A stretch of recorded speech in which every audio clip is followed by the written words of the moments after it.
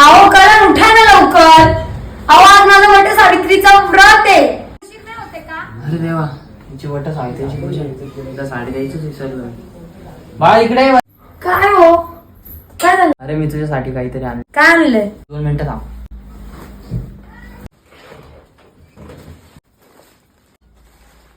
साडी.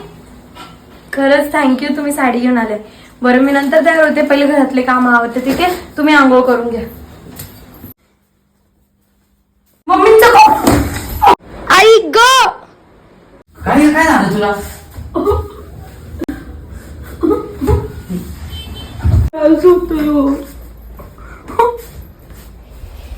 माझं पाय. चल आपण हॉस्पिटलला जाऊ. नाही हो, मला वट सावित्रीचं व्रत कम्प्लीट करायचंय. मी तयार होते. चल मी तुला मदत करू लागतो.